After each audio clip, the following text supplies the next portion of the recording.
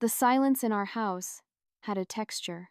It was a thick, expensive silence, woven from the high thread count of our sheets, the plush depth of our carpets, and the heavy, custom-made drapes that blocked out the mundane world of our Ohio suburb. It was a silence I curated, and on that Tuesday, it was particularly profound. I had spent the better part of the day nurturing it, my only contribution to the soundscape the soft, rhythmic tap of my thumb scrolling through an endless feed of fleeting trends and other people's curated lives. My name is Alara. I am 32 years old, and my primary occupation, though I despise the term, was housewife. It sounded so domestic, so matronly. I preferred to think of myself as the aesthetic curator of my husband's life. Julian, who was 36, worked in finance. He worked the kind of grueling hours that etched permanent lines of fatigue around his eyes but afforded us this beautiful, silent house, and a life where my most pressing decision was which true crime documentary to binge-watch next. That day, it had been a particularly gripping series about a woman who'd slowly poisoned her husband. I was enthralled, not by the macabre details, but by the sheer, audacious boredom that must have driven her to it. By the time the digital clock on the oven blinked 6 p.m., the idea of engaging with raw chicken felt like a Herculean task. We had the money. Thai food was just an app away. It was a simple equation. I heard the familiar sound of his key in the lock at 7:13 p.m. It was a weary sound, fumbling for a moment before the tumblers gave way. Julian entered, and the silence I had so carefully maintained was instantly broken by the heavy sigh that escaped his lips as he dropped his leather briefcase by the door. He loosened his tie, his shoulders slumping. He looked at me, sprawled on the velvet couch, and then his gaze drifted to the pristine, empty kitchen. A look I knew all too well settled over his features. It wasn't overt anger. It was something far worse. A quiet, corrosive disappointment. It was the look of a man who had fought dragons all day in a glass tower downtown, only to come home and find the castle keep unattended. "Long day?" I asked, my tone light, deliberately casual. "The usual," he said, his voice flat. He walked into the kitchen, opening the fridge as if hoping to find a miracle. He found only artisanal cheese and a bottle of Prosecco. "Nothing for dinner?" "I was going to order Thai," I said, stretching languidly. "I just wasn't feeling up to cooking tonight. I had a long day." He turned from the fridge, and the disappointment was now tinged with a sharp edge of frustration. "A long day? Alara, you've been home all day. The least you could do is have a meal ready. It's the one thing I ask." The accusation stung, pricking my carefully constructed bubble of leisure. "The one thing? I keep this house looking perfect. I make sure I look good for you. Isn't that part of the deal? I'm not some 1952nd caricature. I do one. Looking good isn't a contribution. It's maintenance." He shot back, his voice rising. "I contribute. I pay the mortgage on this perfect house. I pay for the clothes you buy, the car you drive, the takeout you seem to prefer over actually using the 6-burner stove I bought you. It would be nice to feel like we're a team, not a client and a service provider." The mention of money was a low blow. It was the unspoken foundation of our arrangement, the thing we both knew but never addressed. He provided, I decorated. It had worked. Until now. Something inside me snapped. It was an ugly, defensive impulse, a cornered animal lashing out. The words were venom on my tongue before I even tasted them. "Maybe if you made as much money as Lachlan, I wouldn't have to worry about cooking every night." Lachlan. My ex. The name hung in the air between us, thick and toxic, a ghost summoned by my own careless cruelty. The color drained from Julian's face. It was as if I had physically struck him. The anger, the frustration, all of it vanished, replaced by a profound, chilling stillness. He didn't shout. He didn't argue. He just stared at me, his eyes wide with a pain so naked it was terrifying. It was the look of a man seeing his wife, perhaps for the first time, as a complete and utter stranger. "I see," he said, his voice barely a whisper. He turned without another word and walked out of the kitchen. I heard his measured footsteps on the stairs. I stood there, my heart hammering against my ribs, a sick feeling churning in my stomach. I didn't follow him. My pride, that stupid, stubborn thing, held me in place. "He's overreacting," I told myself. "He'll cool off. He always does. But 2 hours later, the silence from upstairs was more unnerving than any argument. I finally went up. The bedroom door was ajar. And there, on our king-sized bed, was his suitcase, half-packed. The neat piles of shirts and trousers were a testament to his methodical nature, even in what I was beginning to realize was a moment of absolute crisis. "What are you doing?" I asked, trying to force a scoff into my voice. "You're not seriously leaving over this, are you?" He didn't look at me. He just continued folding a sweater with precise, robotic movements. "This isn't about this, Alara," he muttered, his voice thick with a weariness that seemed to settle into the very marrow of his bones. "This is about everything. Years of this. Years of trying to be enough." Panic, cold and sharp, finally pierced through my defenses. "I didn't mean it, Julian. It was a stupid thing to say. I was just angry." He finally stopped packing and looked at me, his eyes hollow. "The thing about anger, Alara, is that it doesn't create beliefs. It just reveals them. You don't appreciate anything. You spend money I break my back to earn like it's water, and now you throw Lachlan in my face." He zipped the suitcase. The sound was deafeningly final. "I'm done. I'm just done." He walked past me, pulling the suitcase behind him. I stood frozen in the doorway, 100 rebuttals dying on my lips. Part of me wanted to scream that he was the one who was always working, that he was the one who was never emotionally present. But another, smaller, more honest part of me knew he was right. I just couldn't bring myself to admit it. I watched from the bedroom window as he put the suitcase in the trunk of his car. He didn't look back at the house. He just got in, started the engine, and drove away, his taillights disappearing into the quiet, suburban night. The profound silence he left behind was no longer expensive or curated. It was empty. It was terrifying. The first night was a battle waged between my indignation and a creeping, unfamiliar fear. I sat on the couch where the argument had started, the half-eaten container of pad thai on the coffee table, a mocking relic of the catalyst. "He's overreacting," I chanted to myself, a mantra against the encroaching silence. "He stormed out before. He always comes back." But this felt different. The quiet wasn't passive. It was active, a presence that pressed in on me from the empty spaces where he should have been. The dent in the cushion next to me, the spot on the rug where he dropped his briefcase, the faint scent of his cologne in the upstairs hallway. The house was a museum of his absence. I didn't cry. I'm not the weepy type. But a nauseous feeling, like I'd swallowed a stone, settled deep in my gut. I had pushed things too far this time. I knew it, but my pride was a fortress, and I wasn't ready to surrender. When I woke the next morning to the sun streaming through the drapes, the other side of the bed was a vast, undisturbed expanse of white. The emptiness hit me with the force of a physical blow. The stone in my stomach grew heavier. This was no longer a simple overnight spat. He hadn't come home. Anxiety, a jittery, caffeine-like buzz, began to hum under my skin. It wasn't just about him being gone. It was about what he was thinking. Julian wasn't like me. He didn't let things slide. He was an analyst, by profession and by nature. I knew, with a certainty that chilled me, that he was sitting somewhere a hotel room, probably replaying not just last night, but every slight, every careless comment, every moment I had made him feel small over the past 7 years. He was connecting the dots, and I was terrified of the picture that would emerge. By late afternoon, the fortress of my pride had crumbled. I couldn't take it anymore. I called his phone. Straight to voicemail. The cheerful, professional recording of his voice was a cruel irony. I tried again an hour later. Same result. I sent a text, "Are we going to talk about this?" The screen remained blank. No 3 dots indicating he was typing.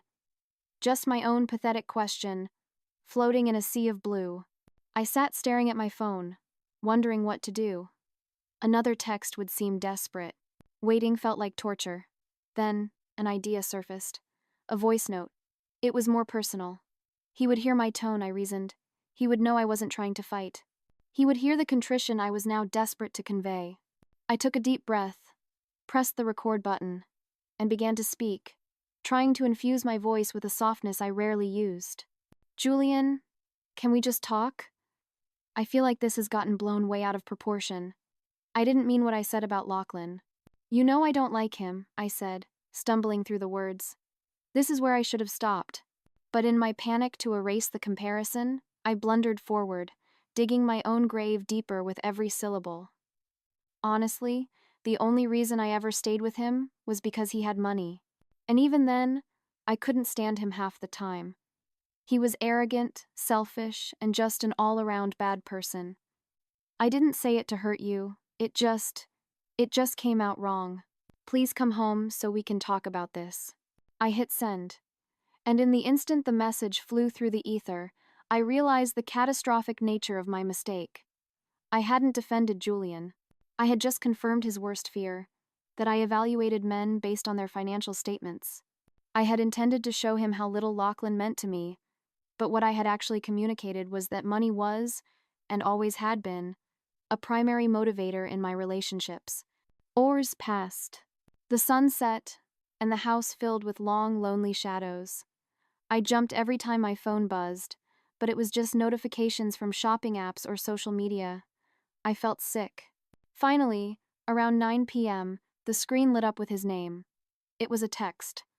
My heart leaped with a desperate hope, which was immediately crushed by the words on the screen. Thanks for confirming what I've suspected for a while. You just use people for what they can give you. I guess I'm no different. The message hit me like a punch to the gut. It was so cold, so clinical, so final. What was I supposed to say to that? He wasn't entirely wrong, but that wasn't the whole story. It wasn't. I didn't go into our marriage with a checklist, thinking, here is a man I can take advantage of. I loved him. I thought I did. Or at least, I loved the life he gave me. The security, the beautiful, silent house that now felt like a tomb. But his text painted me as a calculated, gold-digging monster. And that pissed me off. The fear and panic receded, replaced by a fresh wave of defensive anger. How dare he reduce our entire marriage to a transaction? I snatched the phone and jabbed his number, my thumb hitting the screen with furious force. To my surprise, he picked up on the third ring. There was no hello, just a cold, dead silence, and then, "What do you want, Alara?" "What do I want?" I repeated, my voice tight with a mixture of fury and desperation. "I want to fix this, Julian.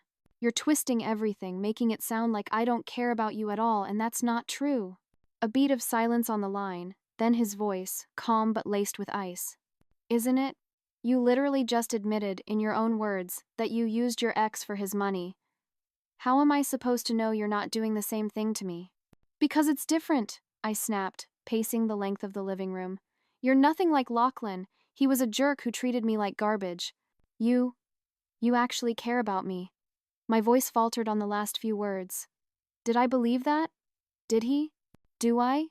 He shot back, and for the first time, a sliver of raw emotion broke through his composure. It was a bitter, wounded sound.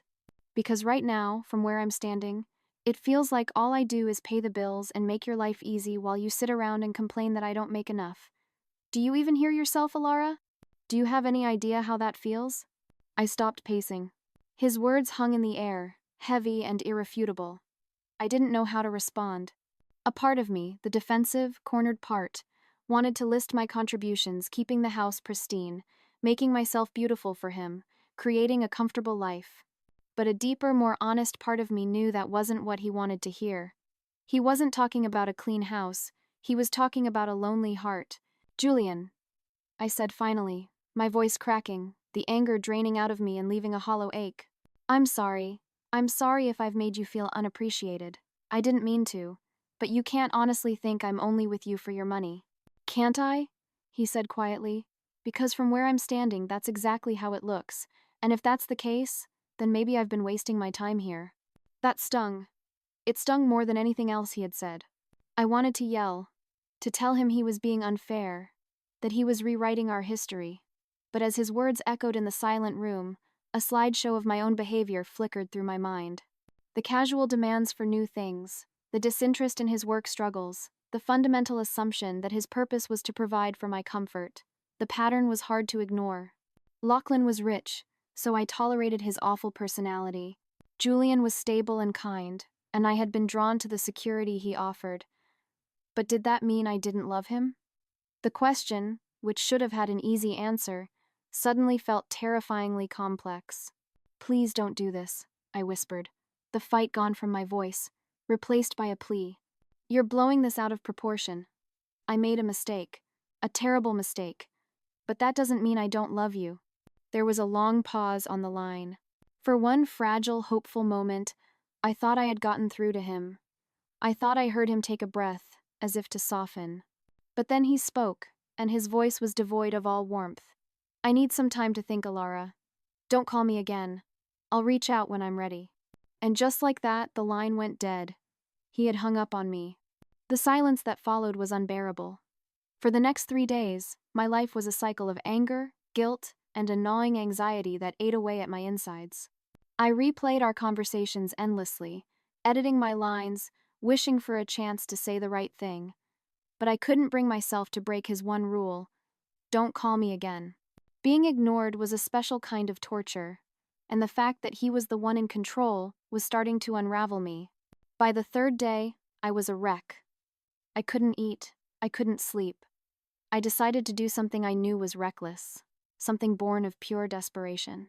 I got in my car and drove to his office. The glass and steel tower downtown felt alien and imposing. I sat in the car for 10 minutes, my hands trembling on the steering wheel, debating the wisdom of this move. But the longer I sat there, the angrier I got. I was tired of waiting for him to think. I walked into the lobby, my heels clicking loudly on the polished marble floor. The receptionist gave me a polite but curious look when I asked for Julian. She made a call, her voice a low murmur. A minute later, it wasn't Julian who came down, but a coworker of his, a man named David whom I'd met a few times at holiday parties. He looked deeply uncomfortable. Alara, he said, avoiding my eyes. Julian's not here. He's taken a few personal days. Personal days? I asked, my voice sharp. Is he working from home? David shifted his weight. I don't think so. He just said he needed some time off. He wasn't at work. He wasn't at home. Where was he? I got back in my car, my mind racing. My first thought was one of his friends, but Julian was too proud for that, too private to crash on someone's couch and admit his marriage was imploding. Then, a darker thought, ugly and insidious, slithered into my mind. What if he's staying with someone else? A woman? I hated that my brain even went there, but his secrecy was a fertile ground for suspicion. That evening, fueled by a large glass of Chardonnay, I remembered his email. Julian was notoriously bad with technology. His passwords were a predictable combination of our anniversary and the dog's name. I told myself I was just looking for a clue, a hotel booking, a flight confirmation, anything to tell me where he was. With my heart pounding a guilty rhythm against my ribs, I logged in. His inbox was mostly work spam and newsletters. I was about to give up when I saw it. An email from a local real estate agency, received 2 days ago. The subject line made my stomach drop. Subject: follow up on your inquiry. My hand trembled as I clicked on it. The email was short and professional. It was a confirmation for an appointment he had scheduled for later that week. An appointment to tour a 1-bedroom apartment downtown. An apartment, not a house.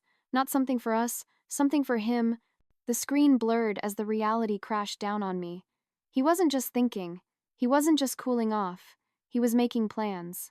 He was building a new life, and he hadn't even bothered to tell me he was tearing ours down. The discovery of the email sent me into a spiral. I called him immediately, my actions driven by a white-hot surge of betrayal and panic. Straight to voicemail, again. This time, I didn't hold back. So, you're apartment hunting now?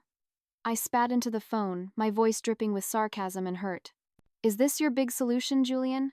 Running away and finding a new place instead of dealing with our problems? Call me back. He didn't. Not that night, and not the next day. I spent the next 24 hours in a state of suspended agony, fluctuating between the urge to drive to that real estate office and make a scene and the debilitating knowledge that it would only make things worse. I finally sent him another text, this time trying to sound measured, trying to sound like the rational wife I had so spectacularly failed to be. Julian, I saw the email about the apartment. Can we please just talk? If you're this unhappy, I deserve to know why. His reply came the next morning. It was short, devoid of emotion, and offered no comfort. I'm not making any decisions yet. I just need space. It was a lie, and we both knew it. You don't tour apartments just for space. But it was also the first communication in days, a tiny crack of light in the suffocating darkness of his silence.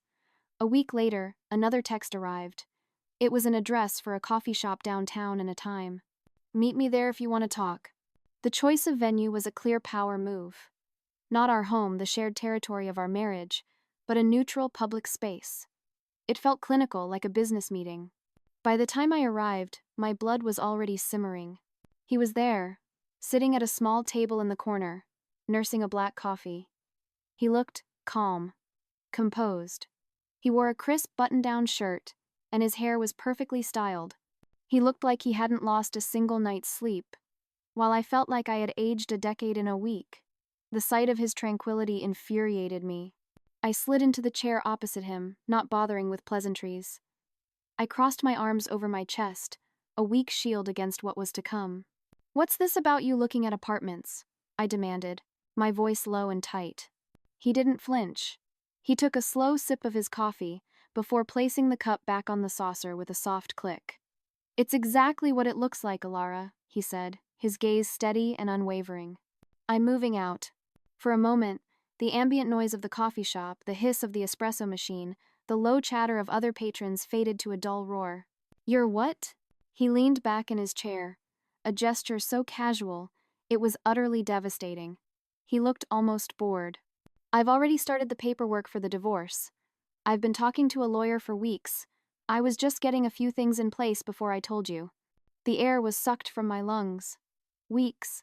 This wasn't a reaction to our fight. Our fight was just the final push he needed to execute a plan he had already set in motion. "Divorce?" I choked out the word. "Are you kidding me right now? You're ending our marriage because of one stupid argument?" A bitter, humorless laugh escaped his lips. "Alara, this isn't about one argument. Don't be so naive. This is about years. Years of me trying to connect with you. Years of me feeling like an ATM. Years of me begging for an ounce of appreciation while you took and took and took." He leaned forward, his calm demeanor finally cracking to reveal the raw wound beneath. "I'm done. My tank is empty. And Rennie." His words were like a series of slaps, each one stinging more than the last. But what truly caught my attention was the look in his eyes. It wasn't anger. It wasn't sadness. It was just finality. He had made up his mind, and the door was closed, locked, and bolted. "Don't you dare act like I'm some villain here," I snapped, my voice rising. "I've put up with plenty from you too. You're always working. You're never home. You never make time for me, and now you're just walking away without even giving me a chance to fix things." He just shook his head slowly, a look of pity on his face that was more insulting than any anger could have been. "You had plenty of chances, Alara. You had 7 years of chances. My family warned me. My friends warned me. They saw it. They saw the way you looked right through me unless you wanted something. But I didn't listen. I was arrogant enough to think I could be the one to make you happy, that if I just loved you enough, you'd change." He paused, his voice dropping. "But you haven't, and I'm done sacrificing my own happiness for someone who doesn't even see me." I opened my mouth to argue, to throw another accusation, but he cut me off. "And before you ask," he said, his voice flat and steady, "yes, there's someone else." That stopped me cold. The world tilted on its axis. "You're cheating on me?" I spat, my voice louder than I intended, drawing a glance from a nearby table. "Don't even try to play the victim," he said, his tone sharp as glass. "You checked out of this marriage years ago. You've been using me from day one. At least with her, I feel like a person, not just a wallet." Her. The word echoed in my head like a siren. "Who is she?"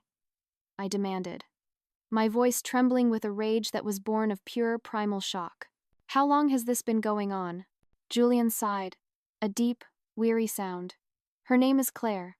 She's been a friend for a while. Nothing happened until I knew, for certain, that this marriage was over. She actually listens to me, Alara. She supports my work instead of resenting it, and unlike you, she doesn't make me feel like I'm never, ever enough." The ground crumbled beneath me. This couldn't be happening. Julian, my stoic, predictable Julian, wasn't supposed to be the one to leave. He wasn't supposed to be the one to find someone else. That was supposed to be my move, my escape hatch if things ever got too boring. Not his. So what? I snapped, grasping for anything that could hurt him. You think she's so perfect? Just wait. She'll get tired of you too, once she realizes you're not exactly a prize. It was a childish, pathetic jab, and it didn't even land. He just looked at me, his eyes filled not with anger, but with a deep, profound sadness, as if he were looking at a stranger he once knew. I've already wasted too much time on you, Alara, he said softly. I'm not doing this anymore. He stood up, placed a $10 bill on the table for his coffee, and grabbed his coat. The papers will be ready next week. You can keep the house, I don't want it. I'm out. He walked away without looking back. I sat there, staring at the empty chair across from me, a maelstrom of anger, humiliation, and a feeling I didn't want to name regret churning inside me. The worst part? The truly sickening, soul-crushing part? I couldn't even blame him. Not really. For years, I had taken him for granted, pushing his buttons, testing his limits, just to see how far I could go. I never, ever thought he would actually walk away. And now that he had, I was utterly, terrifyingly alone. The divorce was efficient, handled with the same methodical precision Julian applied to his financial reports. Within a month, the papers were signed, the assets were divided, and my identity was officially cleaved in two. He kept his promise about the house. At the time, sitting in the lawyer's sterile conference room, I'd clung to that as a victory, a consolation prize. But as the first weeks of my new, solitary life unfolded, the house began to feel less like a prize and more like a mausoleum, a 4-bedroom, 3-bath reminder of everything I had lost. Those first weeks were the worst. The silence I had once cultivated now mocked me. It echoed in the hallways and pooled in the empty rooms. I'd sit in the living room at night, the television flickering to an empty audience, staring at my phone, praying for it to light up with his name, with a message saying he'd made a terrible mistake. He didn't. Instead, the mistakes I saw were my own, reflected back at me through the distorted lens of social media. Someone had tagged him in a photo. He was at a charity run, smiling. It was a genuine smile, one that reached his eyes, a smile I hadn't seen in years. And, standing next to him, her hand resting lightly on his arm, was her. Claire. She was everything I wasn't. Her beauty was natural, understated. She wore running gear, not designer clothes. She looked sweet, supportive, and annoyingly low maintenance, the kind of woman who wouldn't complain about cooking dinner after a long day. Seeing them together made my stomach physically turn. It wasn't just jealousy, though there was plenty of that. It was a gnawing, sickening realization that he looked free. The weight of our marriage, a weight I had never even acknowledged he was carrying, was gone. He could finally breathe. Meanwhile, I was suffocating. The bills started to arrive. The spousal support, which had seemed generous on paper, was a pittance compared to the lifestyle it was meant to sustain. The mortgage, the utilities for a house far too big for one person, the property taxes, the car payment. The numbers swam before my eyes. I had to cut back. Drastically. The weekly salon appointments were the first to go. Then the online shopping sprees, my thumb hovering over the add to cart button before retreating in defeat. Dinners out with the few friends who still called were replaced with vague excuses. The ultimate humiliation came when I had to take 3 of my designer handbags, my prized possessions, to a high-end consignment shop. The cheerful young woman who appraised them had no idea she was buying the artifacts of a dead life. Handing them over felt like selling off pieces of my own identity, and the cash I received felt dirty. I told myself I'd get a job, but the thought was terrifying. What was I qualified to do? My resume was a ghost, a flimsy document detailing a string of retail jobs in my early 20s that I'd barely shown up for. Starting over at 32, with no discernible skills and a 7-year gap in employment, felt like standing at the base of a mountain with no climbing gear. But the money wasn't the worst part. It was the loneliness. It was a profound, aching void. For years, I had taken for granted the simple fact that Julian would always be there. Even when we fought, I knew he would come home at the end of the day. The rhythm of his presence, the sound of his car in the driveway, the scent of his soap, the weight of him in our bed, had been the silent metronome of my life. Now, there was only silence. I tried reaching out to friends, but most of them were deeply entrenched in their own lives, married, with kids and mortgages and concerns that made my drama feel self-indulgent. The ones who did call seemed more interested in the gory details of the divorce than in offering any real comfort.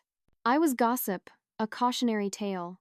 Out of a strange mix of spite and desperation, I tried dating. I downloaded the apps, crafted a profile that was a carefully edited version of my new reality, and went on a few dates. It was a disaster. The men were either completely uninterested, their eyes glazing over when I tried to talk about anything other than superficialities, or they were far too interested in all the wrong ways. None of them were Julian. I missed him. God, how I missed him. I missed the way he'd laugh at my terrible jokes. I missed the way he'd roll his eyes when I spent too much on shoes but still pay the credit card bill without a word. I even missed our fights. As ridiculous as it sounded, at least when we were fighting, he still cared enough to argue. At least then, I knew I existed to him.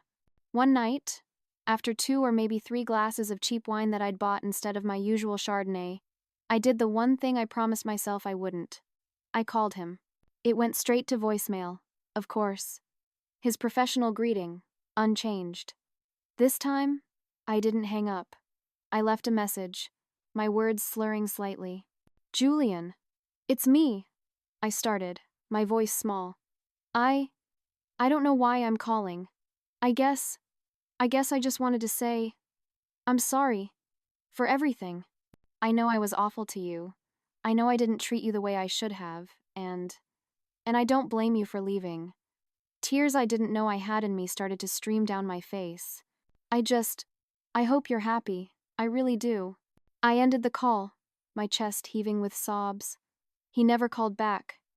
But honestly, I didn't expect him to. He had moved on. It was long past time for me to do the same. 6 months is both a lifetime and no time at all. It's long enough for seasons to change, for legal documents to be finalized, and for new routines to take root. It's not nearly long enough to erase the ghost of a life you systematically dismantled. Julian and Claire are still together. From the whispers I hear through the grapevine of mutual acquaintances, they're talking about moving in together. I've stopped stalking their social media. Each photo of their shared happiness, a hike in the mountains, a cozy dinner with friends, a simple, smiling selfie was a fresh twist of the knife. It only made me feel worse. So, I stopped. It was a small act of self-preservation, perhaps the first truly healthy decision I'd made in a year. Instead, I've been trying to figure out what's next for me. The answer, for now, is humble. I got a part-time job at a boutique downtown. It's not glamorous. I spend my days folding sweaters, placating demanding customers, and trying to upsell accessories with a smile that rarely reaches my eyes. My boss is a woman a decade younger than me with more ambition in her little finger than I've ever possessed. The pay is barely enough to cover the groceries, let alone the mortgage. I know I have to sell the house. The for sale sign isn't on the lawn yet, but its shadow looms over me. Every time I walk through the rooms, I'm accosted by memories. The kitchen where I threw the words that ended my marriage, the living room where we'd watch movies, his arm draped casually around me, the bedroom where his absence is still a physical presence, the thought of a stranger living in this space, of another family filling these silent halls with their laughter, makes me physically sick. But I don't have a choice. This house, my one victory from the divorce, has become an anchor, dragging me down into a sea of debt. Sometimes, late at night, when the house is quiet and the weight of my mistakes presses down on me, I let myself wonder, what if? What if I had cooked dinner that night? What if I had never said Lachlan's name? What if I had listened, truly listened, when Julian tried to tell me he was unhappy? What if I had been a different person, a kinder, more appreciative, less selfish person? But it's too late for what ifs. They are a poison, a pointless exercise in self-flagellation. This is my reality now, alone, broke, and starting over at 32 with nothing but a part-time retail job and a house I can't afford. The other day, I saw him. It was from a distance. I was on my lunch break, and he was walking out of a restaurant with Claire. He was laughing at something she said, his head thrown back in genuine, uninhibited joy. He looked younger, lighter, he looked happy, genuinely happy. And in that moment, the final, cruelest irony of my situation settled over me. All those years, I had held a quiet, arrogant belief that I was the prize in our relationship, that he was lucky to have me. I thought he was the dependent one, the boring provider whose life I graced with my beauty and style. I used to think he'd never survive without me. But watching him walk away, his hand finding Claire's with an easy, natural intimacy, I finally understood the truth. It turns out, I'm the one who can't survive without him.